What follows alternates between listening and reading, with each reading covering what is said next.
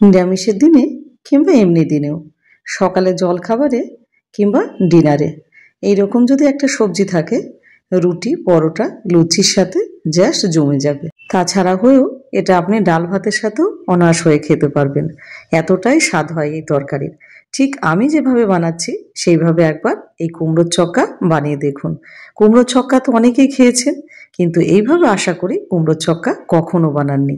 আর যদি বানিয়ে থাকেন অবশ্যই সেটা কমেন্ট সেকশনে জানাবেন। এর আগেও কুমড়োর ছক্কা আপনাদের সামনে তুলে ধরেছি, কিন্তু আমি মনে করি সবচাইতে সেরা কুমড়োর ছক্কা আজকে আপনাদের সামনে তুলে ধরলাম। ভিডিওটা আশা করি আপনাদের খুব পছন্দ হবে। আর যদি ভালো লেগে থাকে অবশ্যই চ্যানেলটাকে সাবস্ক্রাইব করে আমার পাশে থাকবেন। প্রথমেই নিয়ে নিয়েছি এখানে 500 গ্রাম পাকা কুমড়ো। আর ছক্কা রান্নায় চেষ্টা করবেন কুমড়োটা ঠিক এরকম পাকা হয়, তাহলে ছক্কার স্বাদটা ভালো হবে। আর ছক্কায় রান্নায় কুমড়োগুলো ঠিক এরকম ছক্কার আকারেই কাটতে হবে। আর আলুগুলো নিয়ে নিয়েছি ঠিক এরকমভাবে কেটে নিয়েছি। এখানে আমি 500 কুমড়ো এবং 2টো আলু নিয়েছি।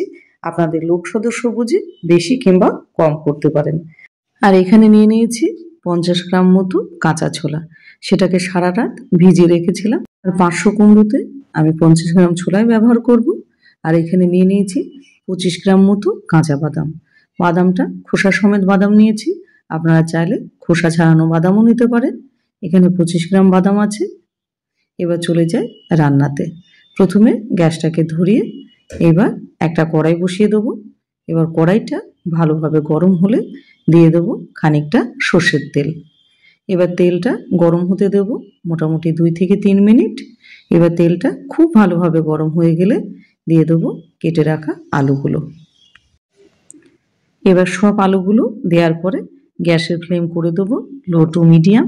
এবার আলুগুলো ভেজে নেবো বেশ লাল লাল করে। আলুগুলো এদিকে ভাজতে থাক, আর ততক্ষণে করে নেবো একটা মশলা। তার জন্য নিয়ে নিলাম মিক্সিং জার এবং তাতে দিয়ে দিলাম খানিকটা আদা এবং একটা বড় সাইজের টমেটো টুকরো করা।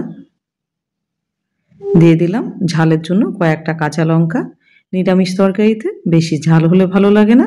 এবারে দিয়ে দেবো 1 চামচ মৌরি। আর এটা ছোট চামচ, বড় চামচের হলে হাফ চামচ দেবেন। আর দিয়ে দিলাম 2টো এলাচ এবং কয়েকটা লবঙ্গ। এবার সব একত্রে সুন্দর একটা পেস্ট আমরা বানিয়ে নেব। পেস্ট বানানো হয়ে গেছে। আর এদিকে আলুটাও কিন্তু খুব ভালোভাবে ভাজা হয়ে গেছে। দেখতেই পাচ্ছেন খুব সুন্দরভাবে আলুটা ভাজা হয়ে গেছে। এবার আলুটাকে তুলে নেব।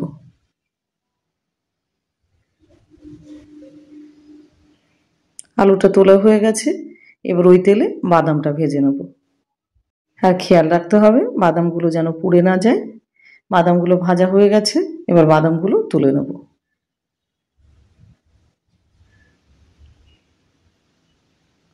বাদামগুলো তোলা হয়ে গেছে। এবার বাকি তেলে ফোড়ন দেব একটা তেজপাতা, একটা শুকনো লঙ্কা এবং হাফ চামচ কুমড়োর ছক্কা। আপনি যেভাবেই রান্না করুন না কেন ফোড়নে কিন্তু আপনার 5 ফোড়ন, শুকনো লঙ্কা, তেজপাতা মাস্ট দিতেই হবে, না হলে কিন্তু ছক্কার সে প্রপার টেস্টটা কিন্তু আসবে না। আর এই 5 ফোড়নের সুন্দর একটা গন্ধে তরকারির স্বাদ কিন্তু তখন আলাদাই হয়ে যায়। এবার দিয়ে দিলাম সামান্য একটুখানি হিং। হিংটা দেওয়ার পরে এবার বেটে রাখা মশলাটা দিয়ে দেবো। মশলাটা দেওয়ার পরে গ্যাসের ফ্লেম লো টু মিডিয়াম করে এবার মশলাটা মোটামুটি 3 থেকে 4 মিনিট ভালো করে কষিয়ে নেব। আর এটা সম্পূর্ণ নিরামিষ তরকারি। নিরামিষের দিনে তো বটেই, আপনি এটা অন্যান্য দিনেও কিন্তু খেতে পারেন। এবার মশলাটা মোটামুটি কষানো হয়ে গেছে। এবার দিয়ে দেবো ভিজিয়ে রাখা ছোলাটা। ছোলাটা আগে দিলাম তার একটাই কারণ, না হলে ছোলাটা সেদ্ধ হবে না। ছোলাটাকে দিয়ে এবার ভালো করে খানিকক্ষণ ভেজে নেব। ছোলা খানিকক্ষণ ভাজার পরে এবার যে দেখব ভাজা ভাজা হয়ে গেছে, তখন দিয়ে দেবো কুমড়োটা। এবার কুমড়োটা দেওয়ার পরে এখন কিন্তু কোনোভাবে লবণ দেব না, তাহলে কিন্তু কুমড়ো থেকে জল ছেড়ে যাবে, কুমড়োটা বেশি গলে যাবে। এবার কুমড়োটা দেওয়ার পরে খানিকক্ষণ কষিয়ে নিতে হবে। কুমড়ো এবং ছোলাটা খুব ভালোভাবে যাতে একসঙ্গে কষে যায়। কুমড়োগুলো খানিকক্ষণ কষানোর পরে যে দেখব খানিকটা ভাজা ভাজা হয়ে গেছে, তখন দিয়ে দেবো ভেজে রাখা আলুগুলো। আলুগুলো দিয়ে দিলাম এবার আলু এবং কুমড়ো এখন কিন্তু ভালো করে কষিয়ে নিতে হবে। লবণটা খানিকক্ষণ পরেই দেব। এবার এটাকে ভালো করে কষিয়ে নেব। আর এর আগের যে কুমড়ো ছক্কা করেছিলাম আপনারা খুব ভালোবাসা দিয়েছেন এবং আপনাদের ভীষণ ভালো লেগেছে কুমড়োর ছক্কা রেসিপি। এর জন্য আমি আনন্দিত এবং আপ্লুত। এবার এটাকে ঢাকা দিয়ে দেবো মোটামুটি 5 থেকে 7 মিনিটের জন্য, যাতে ভালোভাবে একটুখানি গলে যায়। 7 মিনিট হয়ে গেছে আর কুমড়োটা অনেকটা নরম হয়ে গেছে আর ভাজা ভাজাও হয়ে গেছে। দেখুন আবার গোটাও আছে। এইবার দিয়ে দেবো বাকি উপকরণগুলো সব এক এক করে। প্রথমে দেব লবণ স্বাদ অনুসারে। এবার লবণটা দেওয়ার পরে খানিকক্ষণ কষিয়ে নেব। কষাতে কষাতে এই সবজিগুলো সব সেদ্ধ হয়ে যাবে, আলাদা করে আমাদের আর জল লাগবে না। আর যদি জল লেগেও থাকে তাহলে খুব সামান্য। এবার এটা ভালোভাবে কষানো হয়ে গেলে এবার দিয়ে দেবো কিছু গুঁড়ো মশলা, যার জন্য নিয়েছি হাফ চামচ ধনে গুঁড়ো, হাফ চামচ জিরে গুঁড়ো এবং হাফ চামচ কাশ্মীরি লঙ্কার গুঁড়ো রঙের জন্য। এবার একটুখানি জল দেব।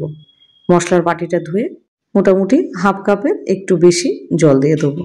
জল দেওয়ার পর গ্যাসের ফ্লেম লো টু মিডিয়াম করে এবার এটাকে ভালো করে কষাতে থাকবো যতক্ষণ না সবজিটা ভালো করে সেদ্ধ হচ্ছে। এবার খানিকক্ষণ কষানো হয়ে গেলে দিয়ে দেবো হাফ চামচ মতো হলুদ। হলুদটা দেওয়ার পরে এটাকে আবার কষাতে থাকবো। আর গ্যাসের ফ্লেম করে দেবো এখন লো টু মিডিয়ামও রাখবো না, তাহলে তরকারিটা নিচে থেকে পুড়ে যাবে অথচ সেদ্ধ হবে না। এবার এটা সুন্দরভাবে কষিয়ে নিতে হবে। ঢাকা দিয়ে দিয়ে কষিয়ে নেব যাতে সবজিগুলো সেদ্ধ হয়ে যায়। এবার খানিকক্ষণ কষানোর পরে দিয়ে দেবো মিষ্টির জন্য একটুখানি বাতাসা। 2টো বাতাসা দিলাম। আর আপনারা মিষ্টি খেতে না চাইলে সেখানে স্কিপ করতে পারেন, তবে কুমড়ো আলুর ছক্কাতে একটু মিষ্টি কিন্তু না দিলেই নয়। এবার মিষ্টিটা দেওয়ার পরে এটা ভালোভাবে আরেকটু কষিয়ে নেব। আর এই তরকারিটা এইভাবে রান্না করলে সারা ঘর কিন্তু একদম সুগন্ধে ভরে যায়, এত সুন্দর গন্ধ বেরোয়। এবার এটা ঢাকা দেবো মোটামুটি 5 মিনিটের জন্য। 5 মিনিট পর ফিরে আসলাম। তরকারিটা কিন্তু একদম শুকিয়ে গেছে আর খুব সুন্দরভাবে কষানো হয়ে গেছে। ভেজে রাখা বাদামটা আমি একটুখানি ভেঙে দিলাম, ওতে মুখে পড়লে বেশি ভালো লাগবে। এবার বাদাম দেওয়ার পরে এটা ভালো করে বাদামটা তরকারির সাথে মিশিয়ে নেব। আর এই তরকারি দিয়ে আপনি 2টো কেন, আপনি 4টে রুটি খেলেও আপনার কিন্তু কম পড়ে যাবে, এতটা ভালো হয় খেতে, বিশ্বাস করুন। এবার তরকারিটা আমাদের মোটামুটি কমপ্লিটের দিকে। এবার দেখে নেব সবজিগুলো সেদ্ধ হয়েছে নাকি। পুরোপুরি সবজিগুলো সব সেদ্ধ হয়ে গেছে, আলু এবং কুমড়োটা। এবার এটা মোটামুটি আরও 2 থেকে 3 মিনিট ভালো করে কষিয়ে এবারে দিয়ে দেবো মোটামুটি 25 গ্রাম মতো কিশমিশটা দেওয়ার পরে এটা ভালো করে মিশিয়ে নেব একটুখানি নাড়াচাড়া দিয়ে।